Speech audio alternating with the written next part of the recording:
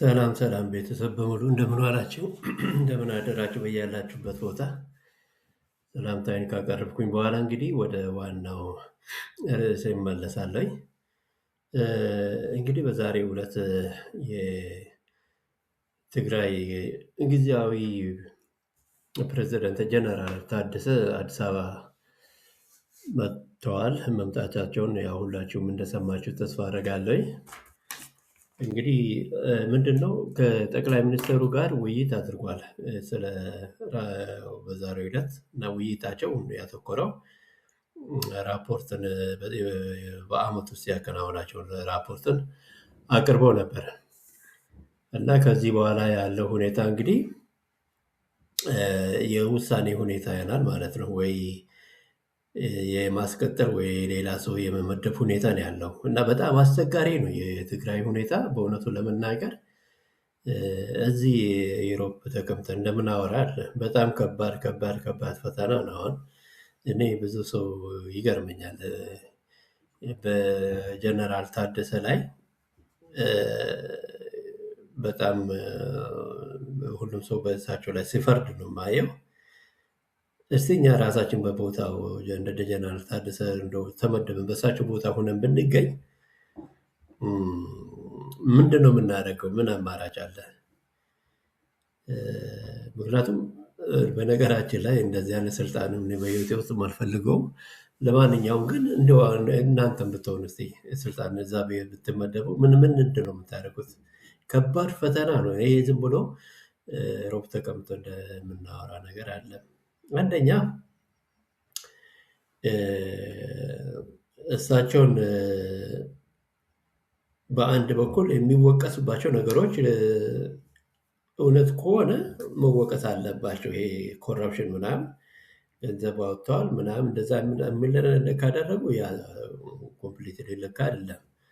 ይሄ መወገዝ ያለበት ማረጋገጥ የሚያደርጉ ከሆነ ነገር ግን ከዛ በተረፈ ከዛ ውጭ ባለው ሁኔታ አሁን እሳቸው ያሉበት ቦታ እኔ እንደማየው ከሆነ እሳት መሃል ነው ያሉት። እሳት መሃል ነው። ትግራይ ማለት ቲፒኤልኤፍም እሳቸውን ይቃወማሉ። በመንግስት ደጋፊዎች ያሉትም እሳቸውን ይቃወማሉ። በመንግስት በኩል ያለውን ባናቅም በደጋፊዎች በኩል ያለው ሁኔታ እንደዚህ በሁለቱም ሳይድ ማለት ነው። አሁን መወቀስ የሚገባቸው እኔ እንደኔ አመለካከት ሚዛናዊ ሆነ በማይበት ሰዓት ትግራይን የኢትዮጵያ ፌዴሬሽን የሚቆጣጠር ቢሆን ኖሮ የኢትዮጵያ ሰራዊት እዛ ካለ በፖሊስም በእንትን እዛ ቦታ ላይ ካለ አሁን እሳቸው በሚያደርጉት ሁኔታ እዛ ሆነው አንዳንዴ ወደ ቲፒኤልኤፍ አንዳንዴ ወደ መንግስት የሚሆኑትን ነገር እንደዛ ቢያደርጉ የኢትዮጵያ ወታደር ይዛ ያለ እንደዛ ቢያደርጉ መወቀስ አለባቸው ብዬ እገምታለሁ። አሁን ግን የኢትዮጵያ ወታደር በትግራይ ውስጥ በሌለበት ሁኔታ ብቻቸው ምን ሊያደርጉ ይችላሉ? እናንተስ ብትሆኑ አሁን እዛ ብትሆኑ ምንድን ነው የምታደርጉት? ጠላት መሀል እሳት መሀል ፍራቻ አለ። የአዳም ዘርም አለባቸው እኮ የአዳም ዘር ማለት የፍራቻ ዘር አለ። ምንም የሚከላከልላቸው ሰው የለም። በቃ በቀላሉ አሁን ለምሳሌ የፈለገበት ቦታ ገሏቸው ሞቶ ተገኘ ቢባል ምንድን ነው የሚባለው? ምን ማድረግ ይቻላል? ደፍሮ ትግራይን ቲፒኤልኤፍን ከተቃወሙ ማለት ነው። ስለዚህ ፍርሃት ስላለባቸው ይመስለኛል እንደዛ የሚያዋልሉት አንዴ ወደዚህ አንዴ ወደዛ አንዴ ወደዛ የሚሆኑት ከፍራቻ የተነሳ ይመስለኛል። ፍርሃት ደግሞ በማንኛውም ሰው ውስጥ ያለ ነገር ነው። ደብረጽዮንም ስለሚፈራ ይመስለኛል አዲስ አበባ ሲመጣ ሌላ ይናገራል፣ ትግራይ ሲሄድ ሌላ ነገር ይናገራል። እና ይሄ የፍራቻ ጉዳይ ይመስለኛል እንጂ የአቋም ጉዳይ አይመስለኝም። የጀነራል ታደሰ ጉዳይ እኔ እንደዛ ነው የማየው። የራሴ አመለካከት ነው። የሌሎቹ አመለካከት ደግሞ ያው የራሱ ሰው አመለካከት ይኖረዋል። እና ፈተናው በጣም ከባድ ነው፣ ቀላል አይደለም። አሁን ሙሉ በሙሉ የፌደራል መንግስትን ደግፈው ከተናገሩት በቲፒኤልኤፍ የሚደርስባቸው ጥቃትስ ምን ሊሆን ይችላል? እስከ ህይወት ማጥፋት ሊደርስ ይችላል። ለዛ ብሎ ሊሆን ይችላል። አንዳንዴ ቲፒኤልኤፎች መጥቶ ይህንን ዶክመንት ተናገር ብሎ ሰጥቶት ሊሆን ይችላል። እንደ አንድ ጋዜጠኛ ማን ያውቃል? እሳቸው ያሉበትን ሁኔታ ማንም የሚያውቅ ሰው የለም። ኮንዲሽናቸውን የኢትዮጵያ መንግስት ትግራይን ከተቆጣጠረ ግን እንደዛ ተቆጣጥሮ እንደዚህ አይነት አክት የሚያደርጉ ከሆነ ያ ጥፋት ነው፣ በጥፋት መወሰድ ይቻላል። አሁን ግን እዛ ውስጥ የኢትዮጵያ መንግስት የሚከላከልላቸው ሰው የለም፣ ብቻቸውን ነው ያሉት። በጣም ከባድ ፈተና ነው እና እኔ በትክክለኛ መንገድ በእሳቸው ላይ ለመፍረድ ይከብደኛል። መሬት ላይ ያለውን ደግሞ እዛ ያለው ህዝብ ነው የሚያውቀው። መፍረድ የሚችለው እዛ ያለው ህዝብ ነው። የእኔ ልክ ነው ማለት ያለም ዝም ብዬ በሀሳብ ደረጃ ነው የምናገረው፣ በአእምሮ ውስጥ ያለውን ነገር።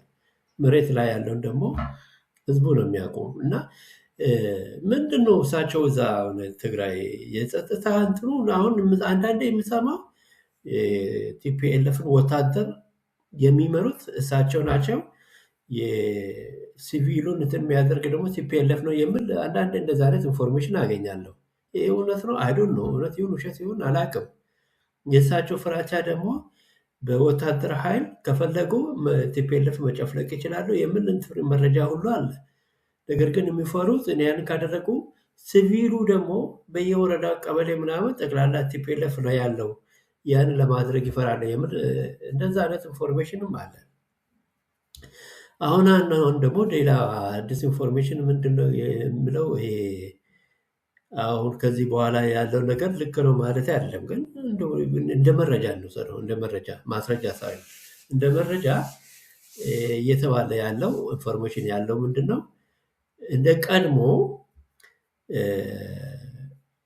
ጌታቸው የትግራይ ጊዜያዊ መስተዳድር ፕሬዚደንት ሆኖ ጀነራል ታደሰ ደግሞ የጸጥታው ክፍል ይይዙታል ለ6 ወር ደግሞ ለተወሰነ ጊዜ እንደዛ አይነት ነገርም እና አቶ ጌታቸው እና ጀነራል ታደሰ እንደተስማሙ የሚወራ ወሬ አለ። መረጃ ነው፣ ውሸት ሊሆን ይችላል። በእውነት አትውሰዱት። እንደዛ አይነት ኢንፎርሜሽን ስላለ ነው ይህንን ልገልጽላችሁ ፈለግኩት። እና አቶ ጌታቸው አዲስ አበባ ሆኖ የትግራይን ክልል እንዲመራ፣ ጀነራል ታደሰ ደግሞ ወደ ትግራይ ሄደው ጸጥታውን ክፍል እንዲቆጣጠር ሁኔታዎችን እንዲያመቻችና ለወደፊቱ ጌታቸው ወደ ትግራይ ሄደው ያንን እንዲመራ የሚል መረጃዎች አሉ። ግን እውነት ሲሆን ውሸት ልክ ነው ብዬ አልነግራችሁም። በኢንፎርሜሽን ደረጃ የሰማሁት ነው እና በጣም አስቸጋሪ ነው። ግን ምን እንደሚወሰን አናውቅም። ምናልባት ለ6 ወር እንዲቆይም ሊወሰን ይችል ይሆናል።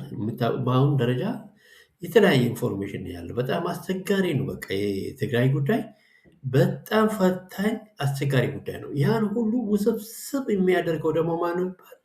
ቲፒኤልኤፍ ነው። አሁን ቲፒኤልኤፍ አንደኛ በጣም አስቸጋሪ ነው።